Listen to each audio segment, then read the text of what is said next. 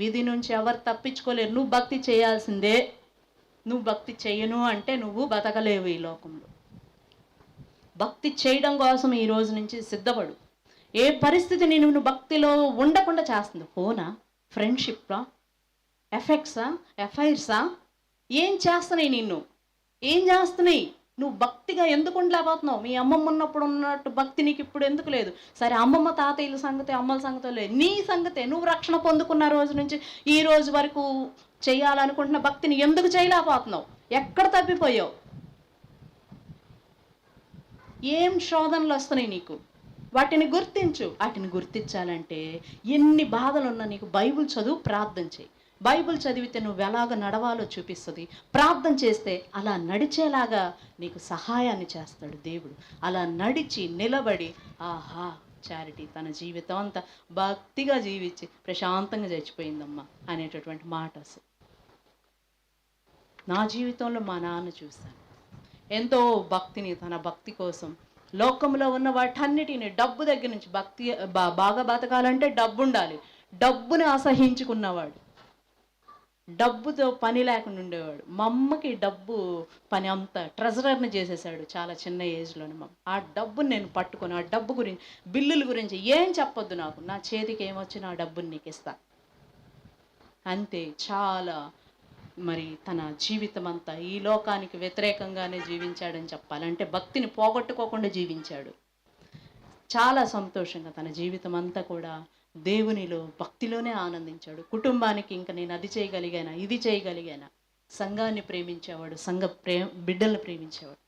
భక్తిని ఎంతవరకు చేశాడంటే, ఎంతవరకు చేయగలడో అంతవరకు చేసి అలాగ ఈ లోకాన్ని దాటిపోయాడు. కాబట్టి మనము ఈ లోకంలో బ్రతికినంత కాలం భక్తితో మనము బ్రతకాలి. ప్రియ దేవుని బిడ్డలారా, జ్ఞాపకం చేసుకుందామా మన భక్తి ఎలా ఉంటుంది? దేనివల్ల నీ భక్తి పోయింది? రక్షణ పొందిన రోజు నుంచి ఉన్నట్టుగా, బాప్తిసం తీసుకొని బయటకు వచ్చిన రోజు నుంచి ఉన్నట్లుగా ఈ రోజుకి నువ్వెందుకు ఉండలేకపోతున్నావు? ఏం పట్టుకుంది నిన్ను? ఫోనా, ఫ్రెండ్సా? మరి ఏంటి నీ బాధలేంటి? తిరిగి నువ్వు భక్తిని సాధన చేయి. ఈ క్షణమందే దేవుని దగ్గర ఒప్పుకొని, ఓ ప్రభువా, ఎవరికి చెప్పవసరంలో, దీనివల్ల నేను జారిపోయాను, లేకపోతే నాకు ఎందుకు జారిపోయానో నాకే తెలియట్లేదు. ప్రార్థన చేద్దాం, దేవుణ్ణి అడుగుదాం. ప్రభువా, ఏంటి నాయన, విడిపించు. చిన్న మాట దేవుని సన్నిధిలో అందరూ తలలు వంచి కళ్ళు మూసుకోండి. ప్రభువా, యేసయ్యా, మానవ కోటికి భక్తి కలిగి జీవించడం విధి అని చెప్తున్నాం. ఈ లోకంలో మేము నెమ్మదిగా బ్రతకాలంటే భక్తి కలిగి జీవించాలి అని చెప్తున్నాం. మరి మా భక్తిహీనతలో మేము ఎక్కడ జారిపోయాం ప్రభువా అని దేవుని సన్నిధిలో మొరపెడదాం, ప్రార్థన చేద్దాం. మమ్మల్ని మిక్కిలిగా ప్రేమించిన మా ప్రియ పరలోకపు తండ్రి, యేసయ్యా, నీ కొందనాలు, స్తోత్రాలు.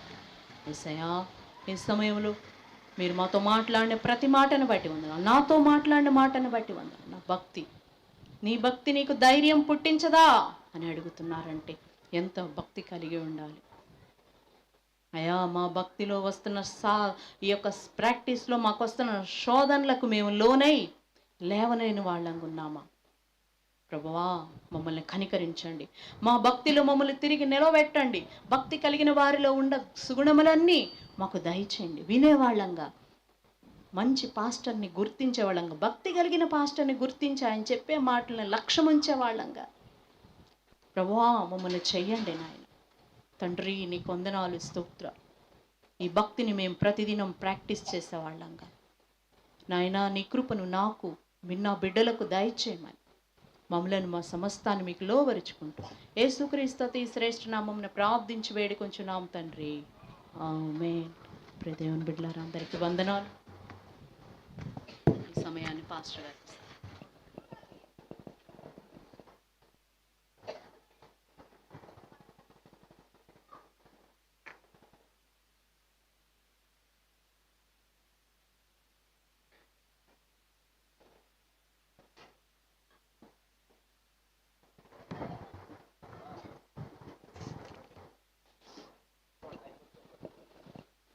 దేవునికి స్తోత్రం. హల్లెలూయా.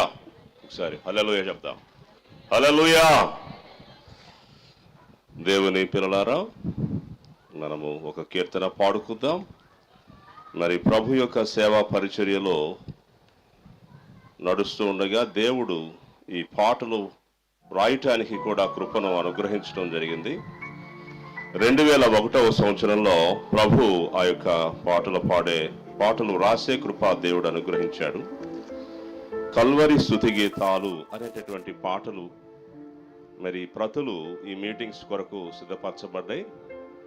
మరి జెరూషా దగ్గర పుస్తకాలు ఉన్నాయి. మరి దయచేసి కావాలన్న వాళ్ళ చేతులు చూపించండి, మీకు ఇస్తాను. ఇదిగో ఈ పాటలు మరి సభల్లో పాడటానికి ప్రత్యేకంగా ఏర్పరచబడ్డాం. ఈ పాటలు మనం రాసుకున్నటువంటి పాటలు. ఒక మంచి ఆదరణకరమైనటువంటి పాట యెషయా గ్రంథం 54వ అధ్యాయం నుంచి ఆ అధ్యాయంలో దేవుడు చెప్పినటువంటి మాటలు ఉన్నాయి.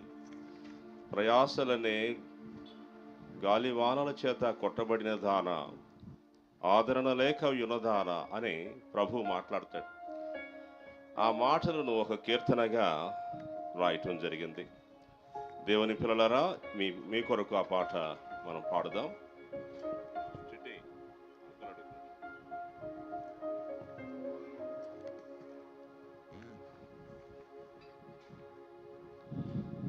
స్తోత్రం, హల్లెలూయా. ప్రయాసలనే సాంగ్ నెంబర్ 12వ నెంబర్తో ఉంది చూడండి. ప్రయాసలనే గాలి వానలచే బాధలలో బడి ఉన్నదానా, ఆదరణే లేక యున్నదానా, వేదన వ్యధలో నున్నదానా, ప్రయాసలనే గాలి వానలచే బాధలలో బడి ఉన్నదానా, ఆదరణే లేక యున్నదానా, వేదన వ్యధలో నున్నదానా,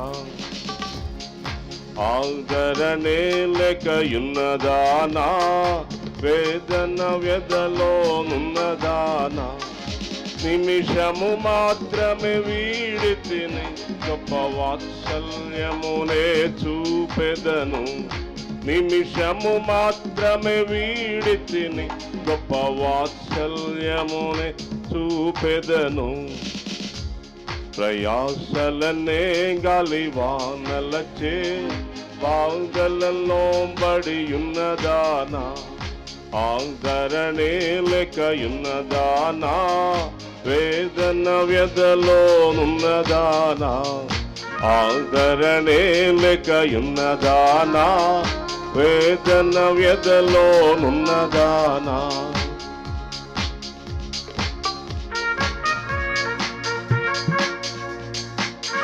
స్తోత్రం, హల్లెలూయా.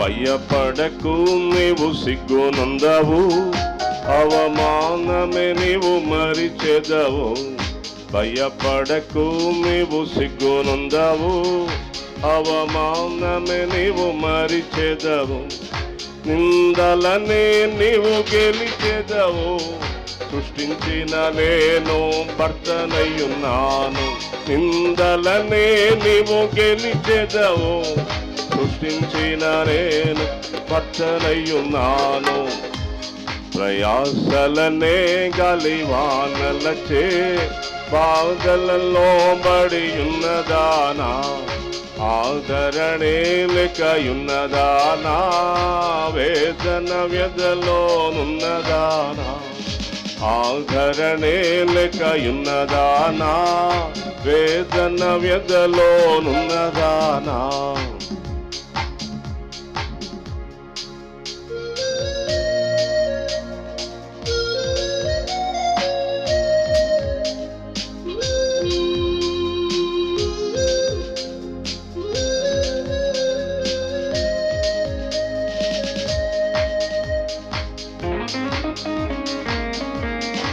స్తోత్రం. హల్లెలూయా.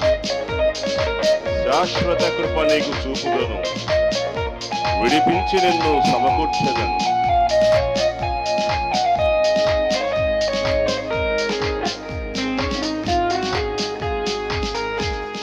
శాశ్వత కృప నీకు చూపుదును, విడిపించి నిన్ను సమకూర్చెదను.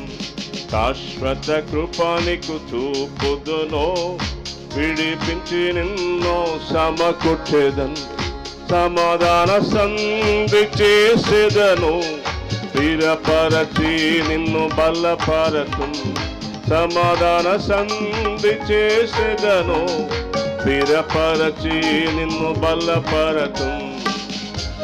ప్రయాసలనే గాలి వానలచే బాధలలో బడి ఉన్నదానా, ఆదరణే లెక్కయున్నదానా, వేదన వ్యధలో ఉన్నదానా, ఆదరణే లెక్కయున్నదానా, వేదన వ్యధలో ఉన్నదానా.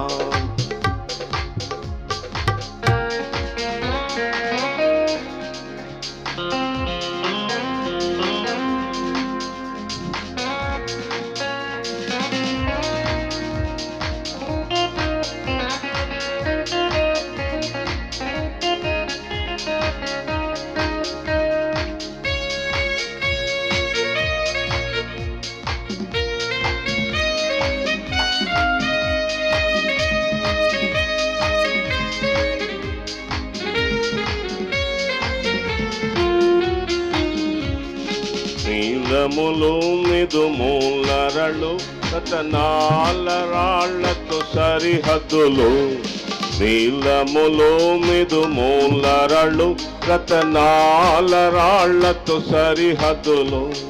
సూర్యకాంత మణిగుమ్మాలు, మాణిక్యమణుల కోటలు. సూర్యకాంత మణిగుమ్మాలు, మాణిక్యమణుల కోటలు. ప్రయాసలనే గాలి వానలచే బాధలలో బడి ఉన్నదానా, ఆదరణే లెక్కయున్నదానా, వేదన వ్యధలో ఉన్నదానా, ఆదరణే లెక్కయున్నదానా, వేదన వ్యధలో ఉన్నదానా. నిమిషము మాత్రమే వీడితిని, గొప్ప వాత్సల్యమునే చూపెదను.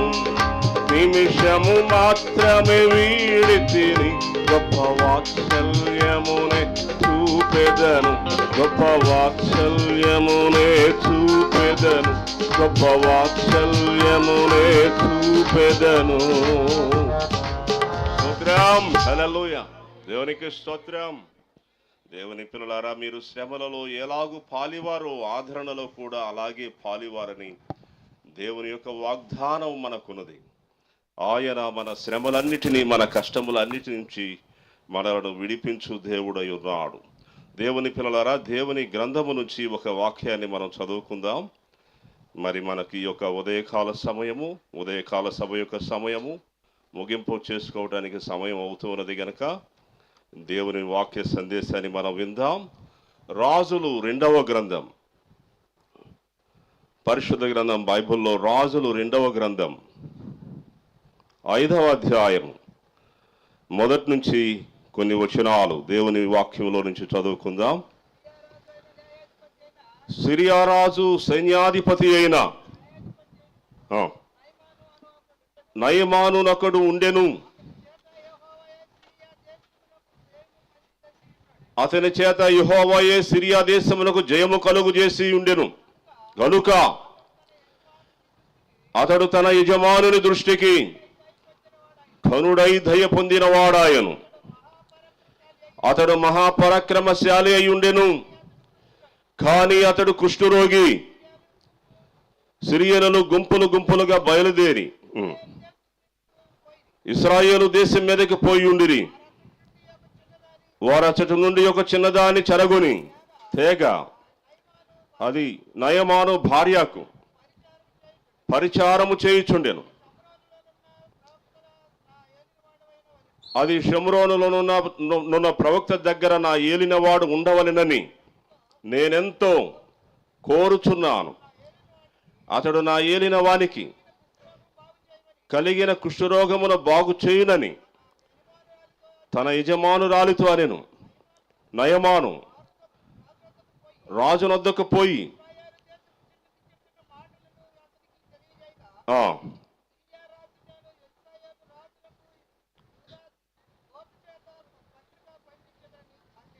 దేవునికి స్తోత్రం. 5వ వచనం, సిరియా రాజు నేను ఇజ్రాయేలు రాజునకు దూత చేత పత్రిక పంపించదనని ఆజ్ఞ ఇచ్చెను గనుక అతడు 20 మణుగుల వెండియు 1,20,000 రూపాయల బంగారమును 10 దుస్తుల బట్టలను తీసుకొని పోయి ఇశ్రాయేలు రాజునకు పత్రికను అప్పగించెను. చాలు.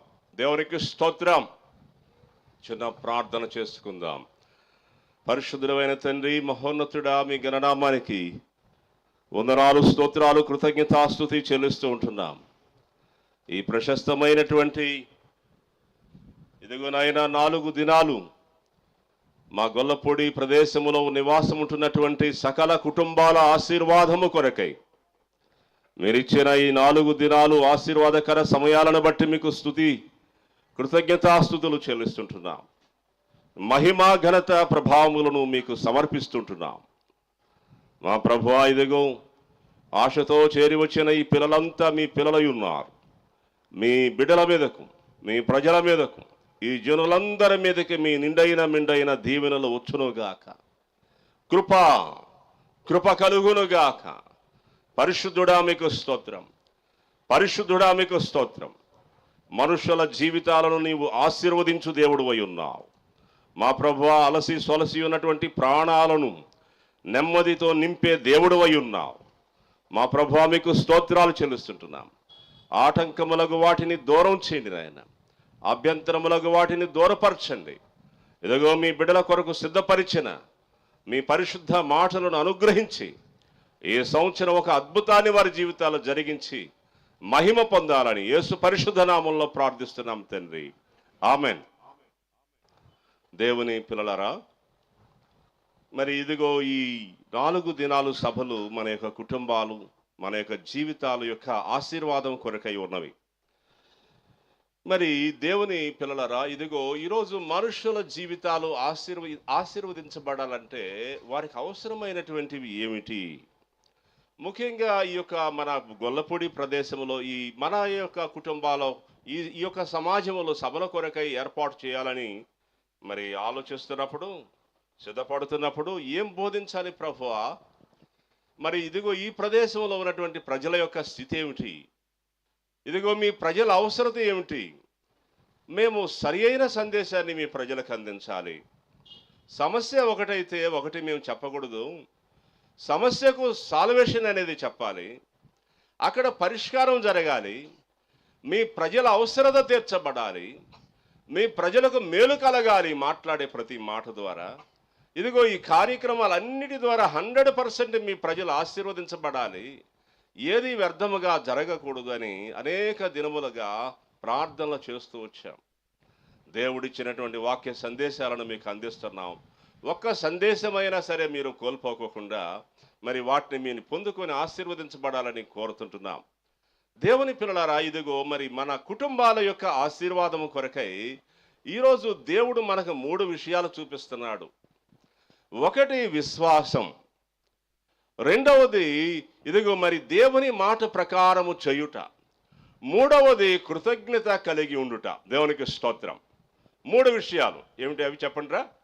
విశ్వాసం, రెండవది దేవుని మాట ప్రకారము చేయుట, మూడవది కృతజ్ఞత కలిగి ఉండుట. విశ్వాసం అంటే దేవుని మాట ప్రకారము చేయుట అంటే ఒకటి కాదు, 2 వేరే, మూడు కూడా 3 వేరే అనుభవాలు. చూడండి, విశ్వాసం అంటే ఏమిటి? దేవుని మాట ప్రకారము చేయుట అంటే ఏమిటి? కృతజ్ఞత అంటే ఏమిటి? కొద్ది సమయం నేను క్లుప్తముగా దేవుని వాక్యములో నుంచి కొన్ని సందర్భాలను మీ వద్దకు తీసుకొచ్చి జ్ఞాపకం చేస్తాను. ఇదిగో ఇక్కడ మనకి 2వ రాజుల గ్రంథములో మనం 5వ అధ్యాయంలో ఒక గొప్ప చరిత్ర అది. పరిశుద్ధ గ్రంథం బైబిల్ 66 పుస్తకాలతో ఉన్నటువంటి ఒక మహోన్నతమైన గ్రంథం, దైవ గ్రంథం. దీన్ని ఏమంటారంటే పుస్తకాల పుస్తకం అంటారు. దేవునికి స్తోత్రం. ఏంటిది చెప్పండి?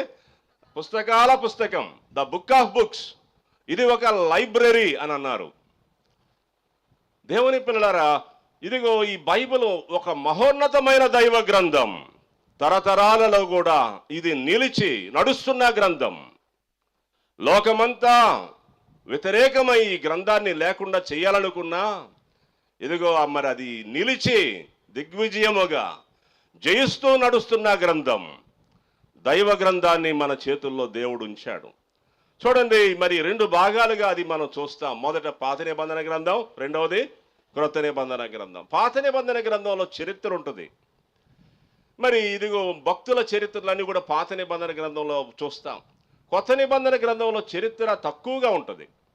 సరే, మనం ఇదిగో ఈ 2వ రాజుల గ్రంథము అంతా కూడా చరిత్రతో ఉన్నటువంటి గ్రంథం. మరి మొదటి నుంచి కూడా మీరు చదివినట్లయితే, బైబిల్ చదివే వాళ్ళకి అది ఆ విషయాలన్నీ తెలుస్తాయి. ఇదిగో ఇక్కడ ఒక చిన్న చరిత్ర ఉన్నది. 2వ రాజుల గ్రంథం 5వ అధ్యాయంలో సిరియా దేశం అనేది ఒకటి ఉన్నది. అది ఇజ్రాయేలు దేశానికి సమీపముగా ఉంటుంది. ఇప్పుడున్నటువంటి ప్రపంచ పటంలో కూడా సిరియా అనేది ఉంది. సిరియా, దమస్కో, గాజా, మరి యూరప్ దేశాలు ఉన్నాయి కదా.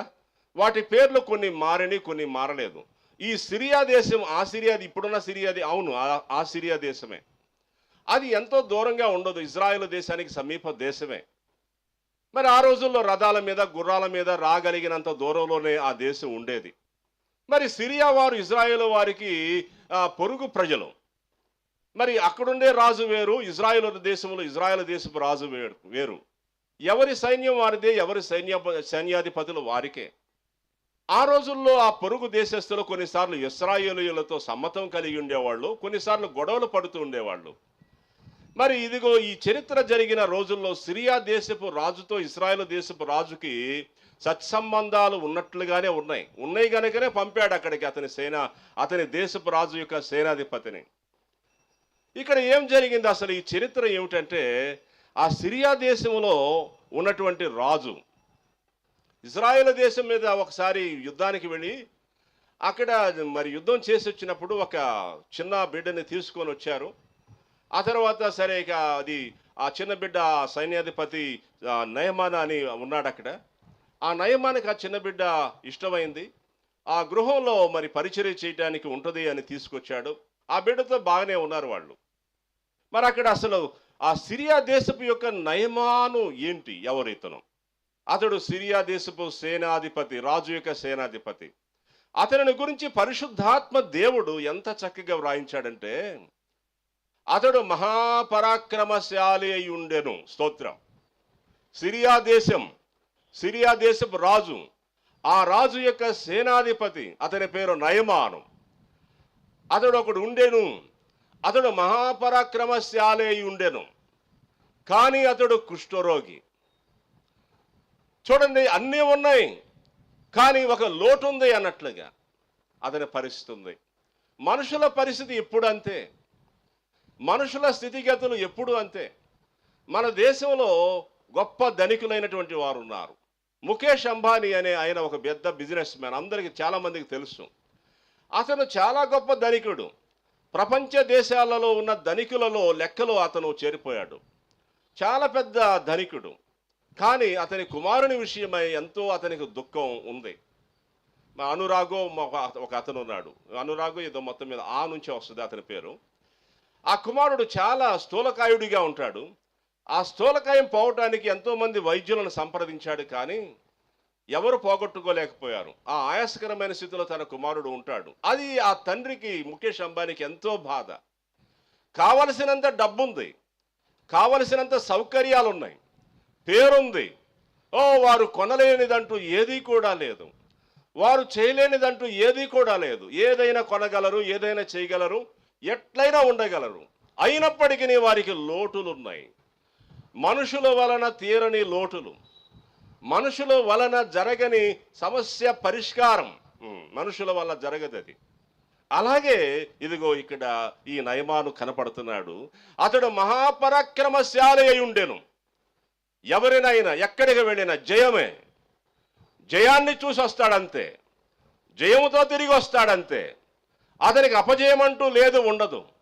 అతడు మహాపరాక్రమశాలి అయి ఉండెను. అయితే అతడు కుష్ఠరోగి.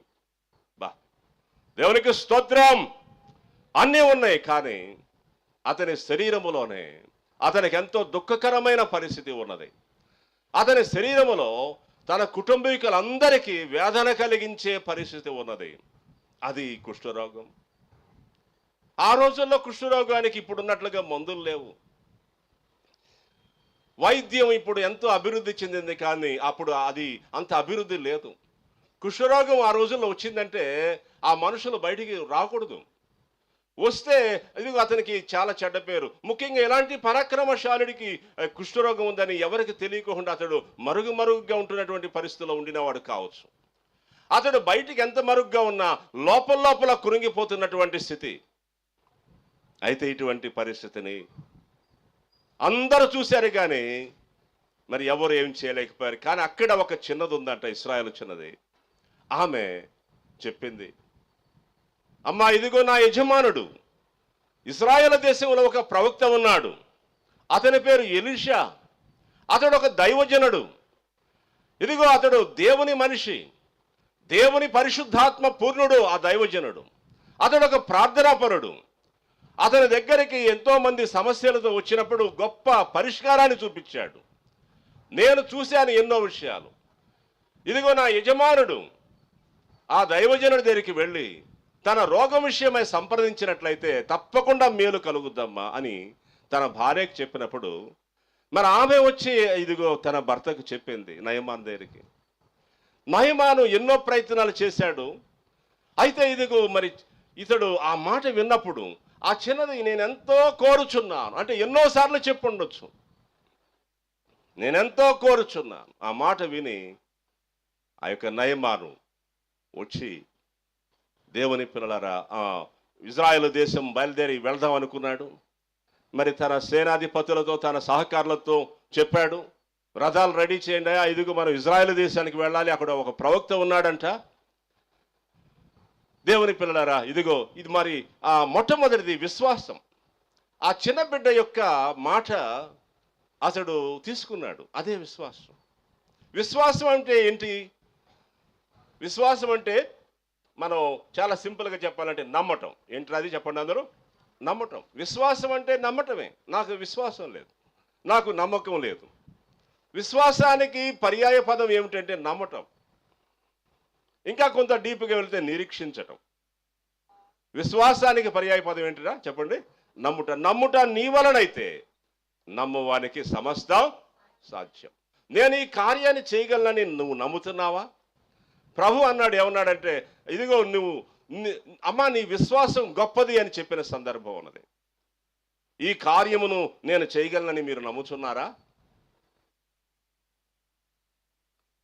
అబ్రహాము యొక్క విశ్వాసం ఎంతో గొప్ప విశ్వాసం.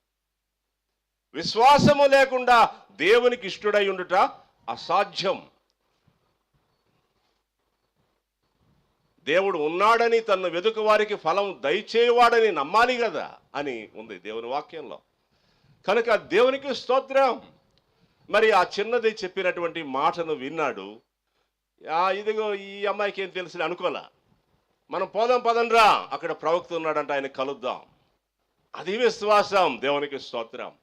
తన దేశాన్ని విడిచి, తన ప్రదేశాన్ని విడిచి రథమెక్కి సుదీర్ఘ మరి కొంత దూరం ప్రయాణం చేయాలి. ఇశ్రాయేలు దేశం వెళ్ళాడు. వెళ్ళి అక్కడ రాజును సంప్రదించాడు.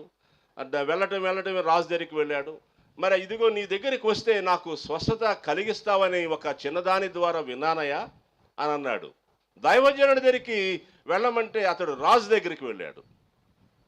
చిన్న మిస్టేక్ జరిగింది అక్కడ. ఆ చిన్నది దైవజనుడి దగ్గరికి వెళ్ళమంది, కానీ ఇతడు వెళ్ళటం రాజు దగ్గరికి వెళ్ళాడు. ఆ రాజు కంగారు పడిపోయాడు. ఇదేంట్రా ఇది, నేను అతనికి కుష్ఠరోగం వస్తే నన్ను బాగు చేయమంటాడేంటి? నేను కుష్ఠరోగాన్ని బాగు చేసే రాజు డాక్టర్ ఏం కాదు కదా. ఇదిగో చూడు, సిరియా దేశపు రాజు తగాదాకు ఎట్లా కారణాలు వెతుకుతున్నాడు చూడని అతను కంగారు పడ్డాడు. గొడవ కావాలని తగువ పెట్టుకోవటానికి, కావాలని గొడవ పెట్టుకోవటానికి అడగటం కాకపోతే ఏంటిది?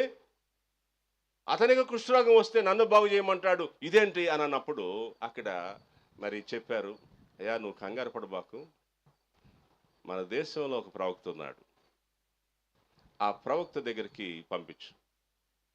అప్పుడు మరి ఆ ప్రవక్త దగ్గరికి వెళ్ళాడు. అప్పుడు వెళ్ళాడు నయమాను తన మనుషులందరితో కూడా వెళ్ళి ఆ దైవజనుడిని సంప్రదించాడు. దైవజనుడికి కబురు చేశాడు, అక్కడ నిలబడి, దూరంగా నిలబడి, నేను సిరియా దేశపు సేనాధిపతిని, నాకు వ్యాధి ఉన్నది, ఇదిగో మీరు స్వస్థపరచగలరని తెలిసింది, అందుకనే వచ్చాను, వచ్చి నన్ను స్వస్థపరచగలరా అని అన్నప్పుడు దైవజనుడు అతని దగ్గరికి ఏం వెళ్ళలేదు, మాట్లాడలేదు, ఏ పరిష్కారం అక్కడ చెప్పలేదు. కానీ దైవజనుడు తానున్న స్థలంలోనే ఉండి ఒక మాట చెప్పాడు అతనితో, నువ్వు వెళ్ళి ఈ దేశంలో ఉన్న యోర్దాన్ నదిలో 7 సార్లు మునిగి శుద్ధుడవు కమ్ము అన్నాడు. ఆ మాట విన్న వెంటనే నయమానికి కోపం వచ్చింది.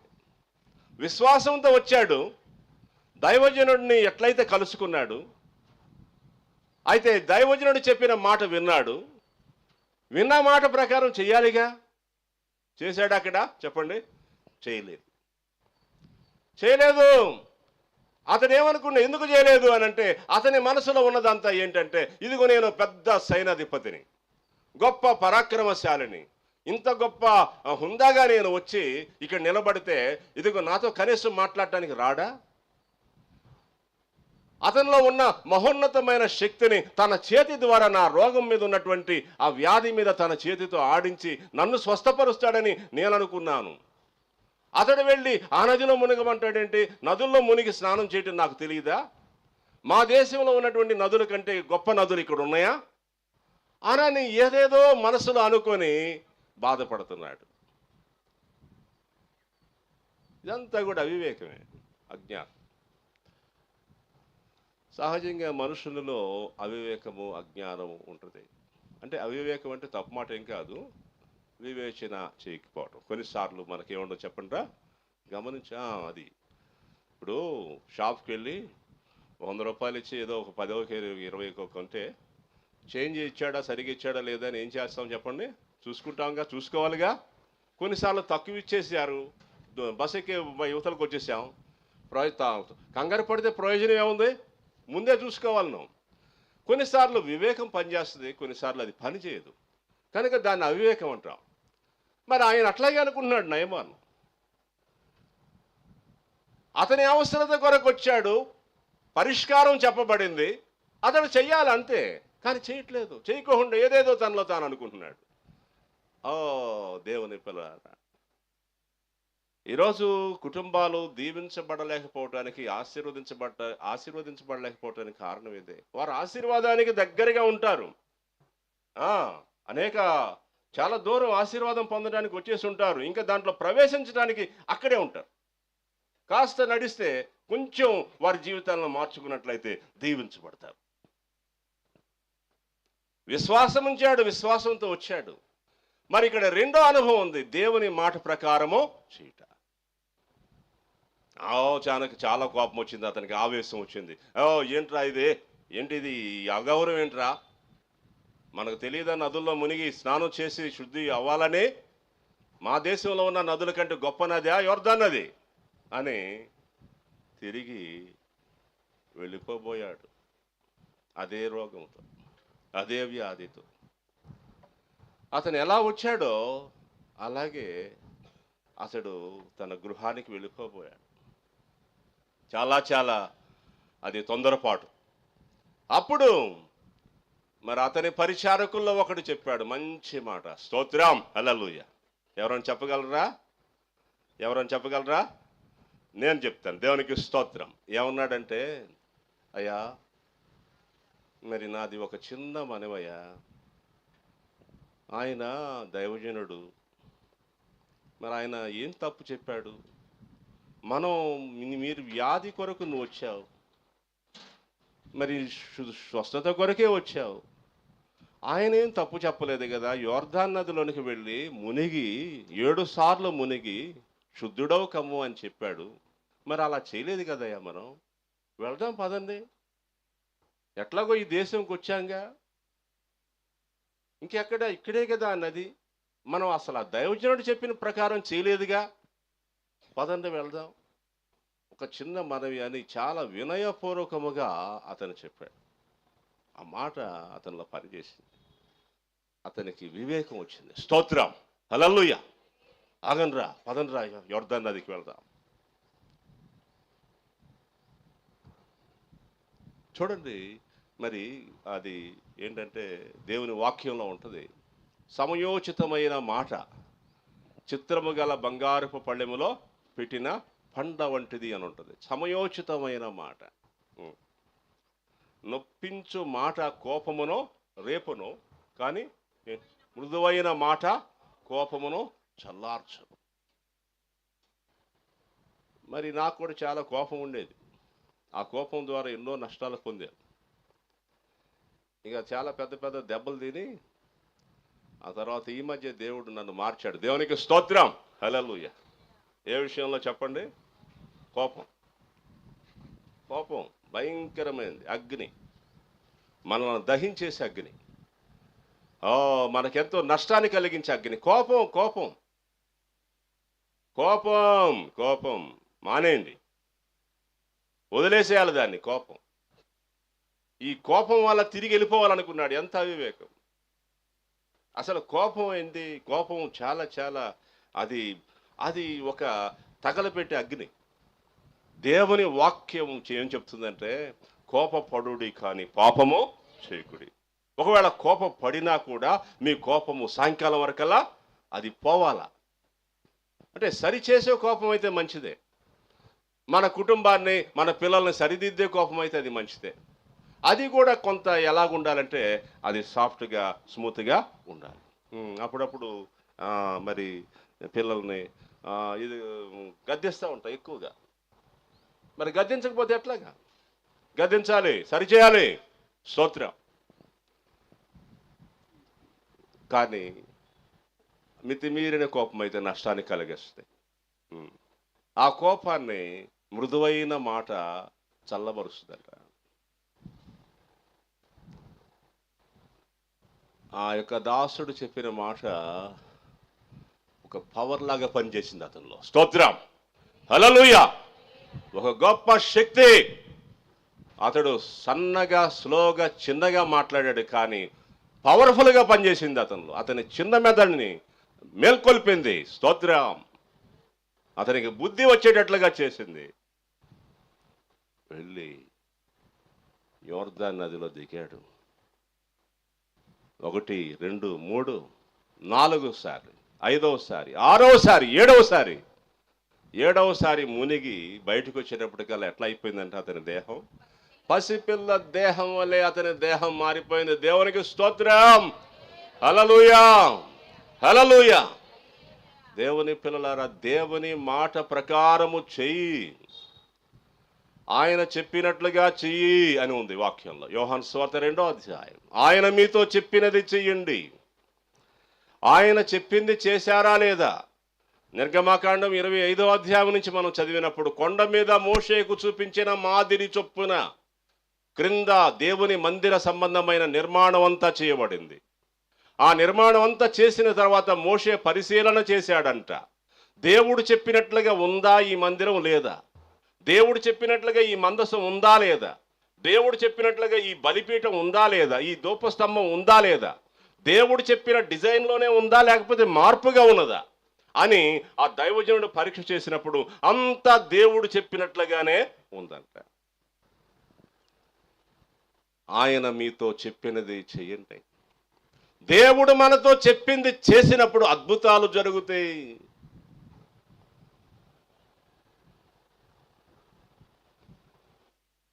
మన అభిప్రాయాలు పక్కన పెట్టేసేసేయాలి దేవుని పిల్లారా. చిట్టినగర్లోని మేము సేవ చేస్తూ ఉండేవాళ్ళం 2006 నుంచి. ఆ 2006 నుంచి ఇక్కడికి 8 years బ్యాక్ ఇక్కడికి వచ్చేసాం. 8 సంవత్సరాల క్రితం ఇక్కడికి రాకముందు మేము చిట్టినగర్లోనే ఉన్నాం. ఒక అద్దె ఇంట్లో ఉండి అక్కడ పరిచర్య చేస్తూ ఉండేవాళ్ళం. ఒక వీధుల పరిచర్య అది. మీటింగ్స్ సంవత్సరం పెడతా ఉండేవాళ్ళకి రోడ్డు మీదే మొత్తం. దేవుడు ఎప్పటి నుంచో నన్ను వెళ్ళమంటున్నాడు. గొల్లపూడి, నీ పితరుల ప్రదేశానికి నువ్వు వెళ్ళు, అక్కడ మంచి ఆత్మలు ఉన్నాయి, నీవు వెళ్ళు అని మలేషియా దేశం నుంచి ఒక గొప్ప దైవజనరాలు వచ్చింది. ఆమెకు వివేచనాత్మ ఉంది. 20 సంవత్సరాల క్రితమే చెప్పింది ఆ మాట.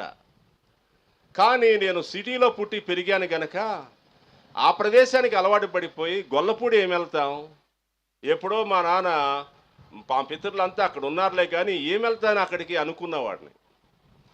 మరి నాకు అసలు ఇష్టమే లేదు గొల్లపూడి రావటానికి. అయితే దేవుడు చెప్తానే ఉన్నాడు, వెళ్ళు, నువ్వు వెళ్ళు, నువ్వు ఇక్కడ తిరిగే తిరుగుడంతా వ్యర్థమే, వ్యర్థ ప్రయాసపడుతున్నావు, ఇక్కడ నువ్వు గొల్లపూడి వెళ్ళు. దేవునికి స్తోత్రం. ఒక దైవజనుడు అజరయ్య గారని గుడివాడలో ఉండేవాడు. ఆయన నెలకొకసారి వచ్చేవాడు ఇంటికి ప్రార్థన చేయటానికి. ఆయన, అయ్యా మీరు ఎందుకు ఇక్కడ ఉంటున్నారయ్యా అనేవాడు. మన ఇంట్లో చిట్టినగర్ ఇంట్లోకి వచ్చి ప్రార్థన చేయడానికి వచ్చి కూర్చొని, మీరు ఎందుకు ఇక్కడ ఉంటున్నారయ్యా, మీరు ఇక్కడ ఉండాల్సిన వాళ్ళు కాదయ్యా అనేవాడు. అరే ఇదేంట్రా ఈ మాటలన్నీ ఎందుకురా మాట్లాడేది, ప్రార్థన చేస్తే ఎంతో కొంత కానికిస్తా అని వెళ్ళొచ్చు కదా అని మనసులో అనుకునేవాడిని. మీ పితరులది గొల్లపూడి ఉంది కదా, అక్కడ మీకు స్థలం ఉందన్నావు కదా, అందులో తాటేకి పాకు వేసుకోవడానికి ఎంత అవుతాయా అన్నాడు ఒకసారి. ఏంట్రా ఇప్పుడు నేను తాటేకి పాకు వేసుకొని దాంట్లోకి వెళ్ళి ఉండాలా అనుకున్నాను మనసులో. నాకు తెలియదండి, నేను ఎప్పుడు తాటేకి పాకేయలేదు అని అన్నా. ఎంత అవుతాయా అన్నాడు. ఒక 10,000 అవుతాయేమోనండి అని అన్నా. అప్పుడు 10 సంవత్సరాల క్రితం.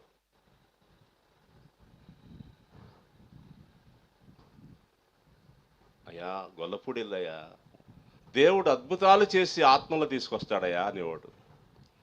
ఓ దేవునికి స్తోత్రం, హల్లెలూయా హల్లెలూయా. అయినా సరే నేను రాలేదు. దేవుడు 7 సంవత్సరాల క్రితం కళల ద్వారా దర్శనాల ద్వారా దర్శిస్తూ వచ్చాడు సీరియస్గా. మీరు ఈ గొల్లపూడిని విడిచి వెళ్ళకపోతే దెబ్బతింటారు, మీ మీదకి శిక్ష రాబోతుంది. దేవుడు నాకే చూపించాడు. ఇదిగో దోచుకున్న దొంగ ఏ విధంగా మూట కట్టేసుకొని త్వరగా ఇంటిని విడిచి వెళ్ళిపోతాడు, అట్లా వెళ్ళిపోవాలి, అంత త్వరపడుతూ వెళ్ళిపోవాలి ఇక్కడి నుంచి అని చాలా సీరియస్ దర్శనాలు ఫైనల్గా దేవుడు చూపించాడు. ఇంట్లో దొంగబడి వాడు తాపీకి వెళ్తాడా, చిన్నగా వెళ్తాడా, లేదు, గబగబా వెళ్ళిపోతాడు, పరుగున వెళ్ళిపోతాడు. అలాగా వెళ్ళిపోవాలి నువ్వు అన్నాడు. ఫైనల్ హెచ్చరికలు. భయపడిపోయారు. టాటా ఏసీ వ్యాన్లు 2 పిలిచేసి, 2-3 స్నేహితులు ఉన్నారు, వారిని పిలిచి మేము అద్దెకుంటున్నటువంటి ఇంట్లో ఉన్న సామాను ఓనర్స్కి చెప్పకోకుండానే టకా మా సాయంకాలం దించేసేసి ఉన్న పళంగా మేము వచ్చి ఇక్కడ పడిపోయాం. దేవునికి స్తోత్రం, హల్లెలూయా. ఎప్పుడు వచ్చి ఇదిగో అక్కడ ఒక చిన్నపాటి ఇల్లు కట్టుకున్నాను, కానీ కట్టుకున్నా కూడా వచ్చి ఇంట్లోకి వచ్చి 2 సంవత్సరాలు దాన్ని ఖాళీగానే ఉంచాను, రావటానికి ఇష్టం లేక. ప్రభు తరిమాడు. దేవునికి స్తోత్రం.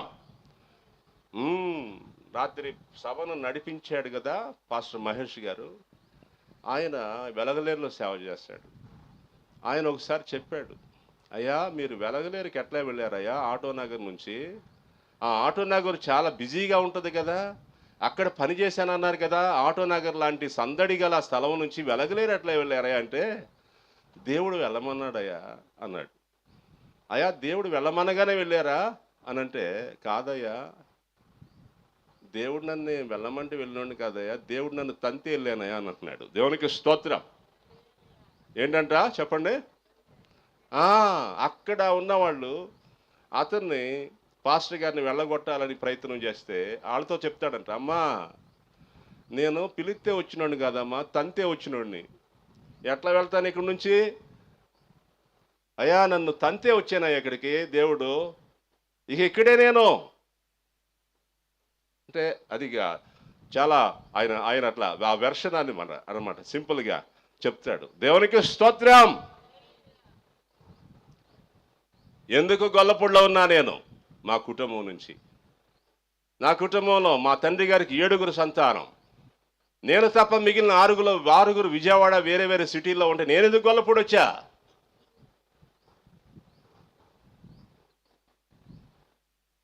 ఈ స్థలం గురించి కాదు, దేవుడు వెళ్ళమన్నాడు. స్తోత్రం. హల్లెలూయా, హల్లెలూయా. ఎంత ఉంటుంది స్థలం? ఇక్కడున్న స్థలం ఎంత వాల్యూ ఉంటుంది?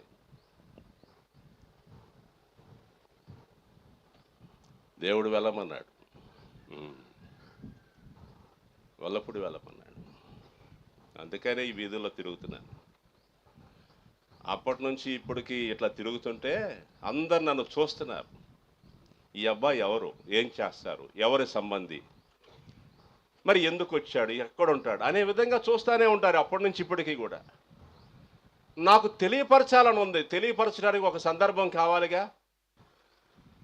అయితే ప్రార్థన చేస్తున్నాను, ప్రభువా ఎలాగా ఇక్కడ నేను సేవ చేయాలి? సేవ చేద్దామంటే అన్ని మందిరాలే. దేవునికి స్తోత్రం.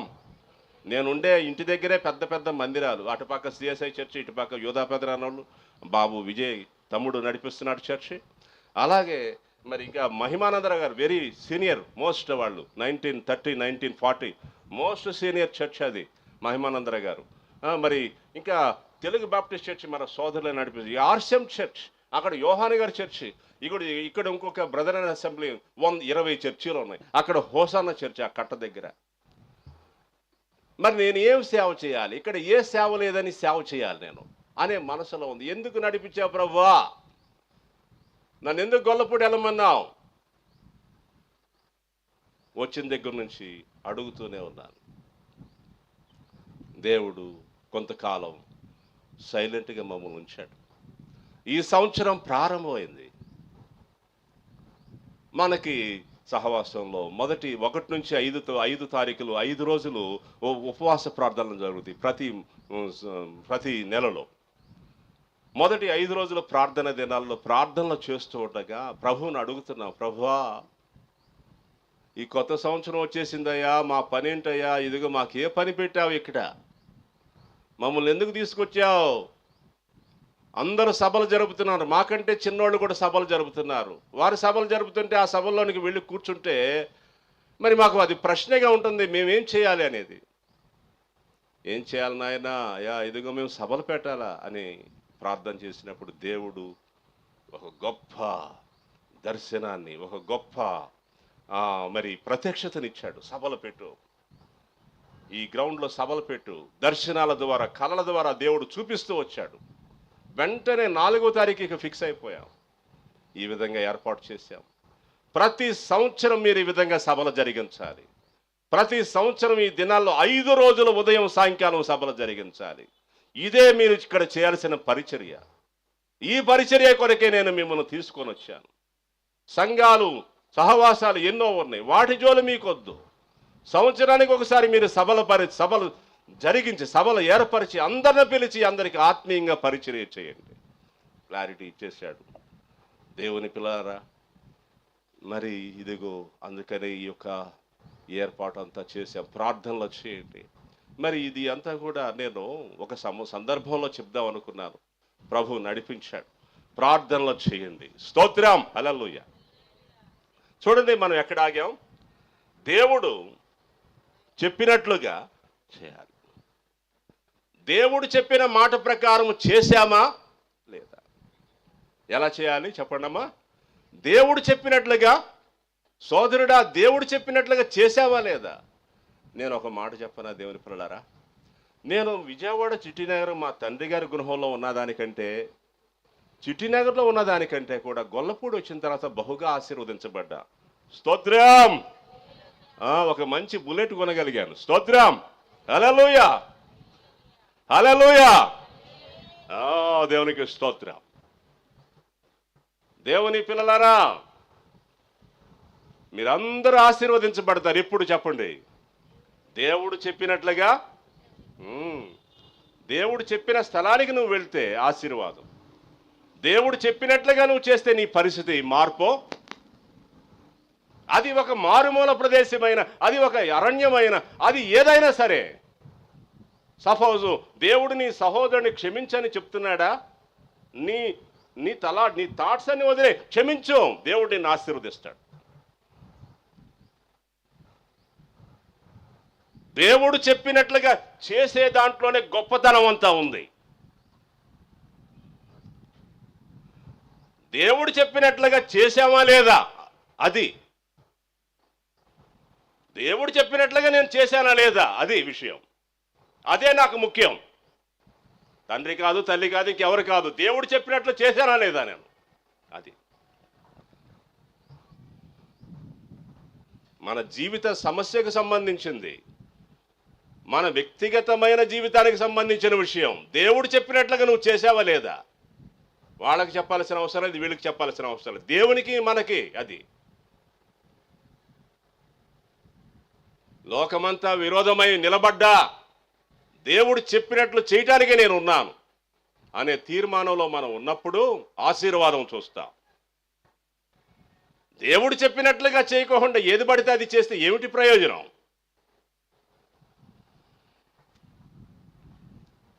హల్లెలూయా, హల్లెలూయా. మరి ఆయన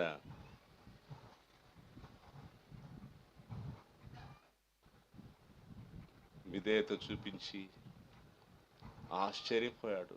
పసిపిల్ల దేహం వలె అతని దేహం మారిపోయిన తర్వాత అతనిలో పశ్చాత్తాపం, పరితాపం. అయ్యో, నేను ఎంత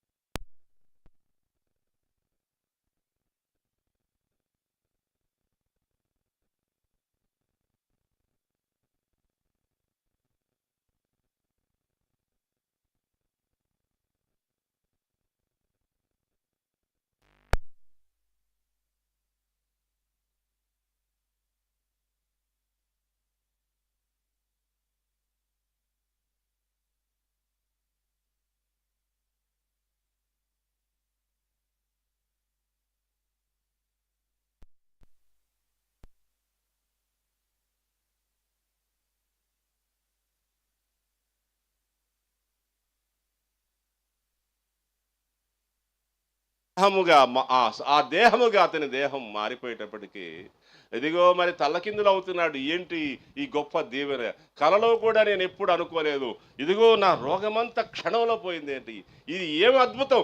ఏ దేవుడే ఈ దేవుడు, ఎలాంటి ప్రవక్త ఈ ప్రవక్త, ఎలాంటి దేవుడు ఈ దేవుడు.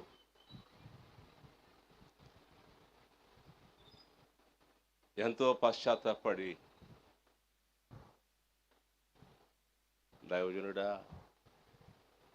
యెహోవాయే దేవుడు, మరి నేను సిరియా దేశానికి సంబంధించిన వాడినయ్యా.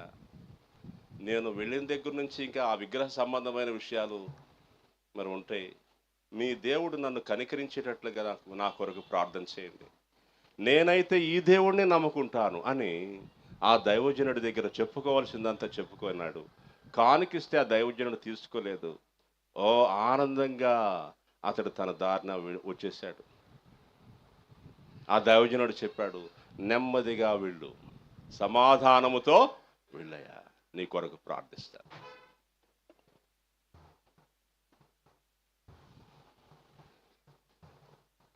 దేవుని పిల్లలారా, నేను ముగిస్తాను, ప్రార్థన చేసుకుందాం. అందరు తల ఉంచి కళ్ళు మూసుకునండి. మన స్థితిగతులను మార్చడానికి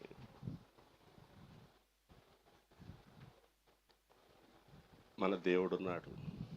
నా పిల్లలారా, సహోదరి సహోదరులారా, చీకట్లో అంధకారంలో మనం ఉండటం మన దేవునికి ఎంత మాత్రం ఇష్టం లేదు. ఇదిగో మన జీవితాలు అమూల్యమైనవి. ప్రభు తన పోలికలో చేశాడు. సహోదరుడా, సహోదరి, నీవు రాత్రింబగళ్ళు నెమ్మది లేని వాడవై మరి బాధలలో బతకటం అనేది ప్రభు చిత్తం ఎంత మాత్రం కాదు. ఇదిగో ఈ క్షణమే ప్రభు నీ పరిస్థితి మార్చడానికి ఉద్దేశించాడు. విశ్వాసం కలిగి ఆయన తట్టుకు చూడు. ఆయన చెప్పింది చేశానా లేదా అనేటటువంటిది ఇదిగో నీవు ఆలోచించుకో. మనుషులను చూడబాకు, దేవుడు చెప్పింది చేశానా లేదా. నాకు మనుషులతో కాదు, ఇది దేవుడు నేను. నీ భార్య అయితే కావచ్చు, పిల్లలైతే కావచ్చు, దేవుడు నీకు సంబంధించిన ఇదేంటి, దేవుడు చెప్పింది ఎంతవరకు మనం చేస్తున్నాం. ఇది నీ వ్యక్తిగతమైనటువంటి అతి సీరియస్, అత్యంత ప్రాముఖ్యమైన విషయం. ప్రభువు చెప్పినట్లుగా చేయటంలో మన పాత్ర ఎలాంటిది? సోదరుడా సోదరి, ఇప్పుడు వరకు జీవించిన జీవితం ఒక వ్యర్థమైనటువంటిదిగా కనపడవచ్చు, అయినా బాధపడాల్సిన అవసరం లేదు. ప్రభు ఇక్కడి నుంచి నేను స్వస్థపరుస్తాడు. ప్రభు నూతనపరుస్తాడు. నా యుద్ధకు వచ్చేవాడిని నేను ఎంత మాత్రమో తోసేయను. ఆయన కృపగలవాడు. ఆయన తట్టు చూస్తే చాలు, ఆయనకు నువ్వు ప్రార్థన చేస్తే చాలు, నీ ప్రార్థన అంగీకరిస్తాడు. ఏ అనుమానం లేదు, ఏ అనుమానం లేదు. ప్రార్థన చేసుకుందాం. ప్రభు సహాయం చేస్తాడు, ప్రభు ఆశీర్వదిస్తాడు. సహోదరి సహోదరుడా, ప్రభు దీవిస్తాడు నిన్ను. సోదరి సోదరుడా, ప్రభు నిన్ను హెచ్చిస్తాడు. ప్రభు మనకు సహాయం చేస్తాడు. ప్రార్థన చేసుకుందాం. ప్రభువా మీకు స్తోత్రం. ఈ బిడ్డలందరినీ దీవించండి, ఆశీర్వదించండి. మీ కరుణ గల హస్తం ఈ పిల్లల మీదకి వచ్చునుగాక. హల్లెలూయా, హల్లెలూయా, హల్లెలూయా, హల్లెలూయా. పరిశుద్ధుడా మీకు స్తోత్రం. స్తోత్రము నాయనా. మా అవివేకాలు, మా తొందరపాట్లు, మా కోపాలు ఎన్నో ఉన్నాయి. ఇదిగో మీ తట్టుకు చూస్తున్నాం. మమ్మల్ని క్షమించండి, మన్నించండి. మీ బిడ్డలందరి పైకి మీ కరుణగల దృష్టి కలుగునుగాక. ఇదిగో మీ కనికరము, మీ దయ అపారముగా వచ్చునుగాక, అపారముగా వచ్చునుగాక. మీ కృప అపారముగా వచ్చునుగాక ఈ స్థలం మీదకి. In the mighty name of Jesus. యేసు శక్తి కలిగిన నామములో, యేసు అధికారము గల నామములో మీ బిడల యొక్క బంధకాలన్నీ తెగిపోవునుగాక. ఈ ప్రజల యొక్క చీకటంతా తొలగిపోవునుగాక. In the mighty name of Jesus. యేసు శక్తి కలిగిన నామములో వెలుగు ప్రకాశించునుగాక. విడుదల కలుగునుగాక, విడుదల కలుగునుగాక. నూతనమైన నిర్ణయాలలో బిడ్డలు నిలిచి అంతం వరకు విజయవంతముగా సాగుదురుగాక. హల్లెలూయా, హల్లెలూయా, హల్లెలూయా, హల్లెలూయా. పరిశుద్ధుడా మీకు స్తోత్రం. మీ కృప నిలుచునుగాక. మీ కృపా కనికరాలకు బిడ్డలను అప్పగిస్తూ యేసు పరిశుద్ధ నామములో స్తుతించి ప్రార్థిస్తున్నాం తండ్రి. ఆమెన్. మన తండ్రి అయిన దేవుని ప్రేమ, ప్రభు అయిన యేసుక్రీస్తు వారి కృప, పరిశుద్ధాత్మ దేవుని యొక్క అన్యోన్య సహవాసం సదా మనకు తోడై నడిపించను గాక. ఆమెన్. మీ అందరికీ భోజనం ఏర్పాటు చేయబడింది. దయచేసి నెమ్మదిగా వీళ్ళందరూ భోజనం చేయండి. భోజన అనంతరం కొంత ఒక 10 నిమిషాలు రిలాక్స్ అవ్వండి. మీకు స్త్రీల సమావేశం అనేది ఉంటుంది. మన దైవజనులు మన మధ్యలో ఉన్నారు, వారు మీతో మాట్లాడతారు. దేవుని పిల్లలారా, మరి నిన్న దైవజనురాలు మాట్లాడింది, మరొక దైవజనులు కూడా వస్తున్నారు. అమ్మా ప్రియ సహోదరిలారా, మరి గృహాల్లోనైతే ఉండొద్దు. మీకు పనులు ఉంటే ఉన్నాయి, వాటిని పక్కన పెట్టేసి వచ్చి దైవ సన్నిధిలో కూర్చోండి. మరి దేవుని సన్నిధిలో దేవుని పరిశీలన పొందండి, ప్రార్థనలు చేసుకోండి. ఈ ఏర్పాట్లన్నింటినీ మీరు ఉపయోగించుకుని మీ కొరకే. God bless you. స్తోత్రం. హల్లెలూయా.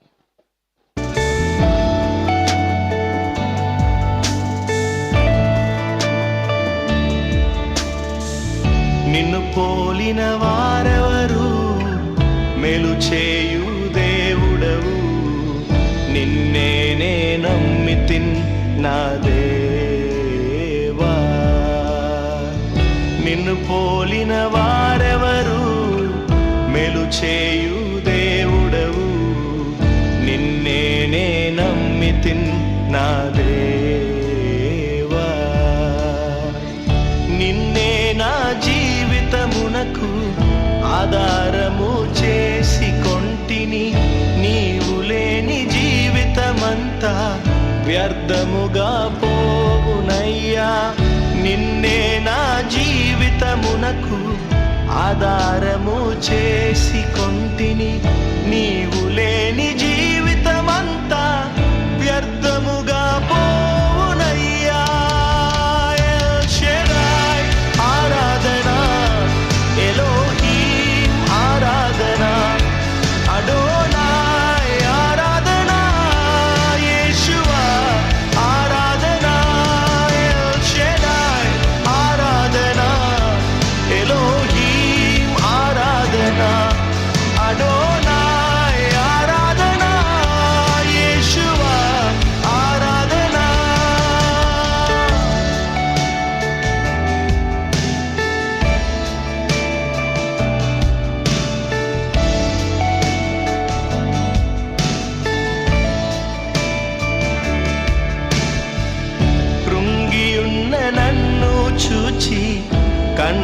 కన్నీటిని తుడిచితివయ్యా కంటి పాపవాలే కాచి కరుణతో నడిపితివయ్యా కృంగి ఉన్న నన్ను చూచి కన్నీటిని తుడిచితివయ్యా కంటి పాపవా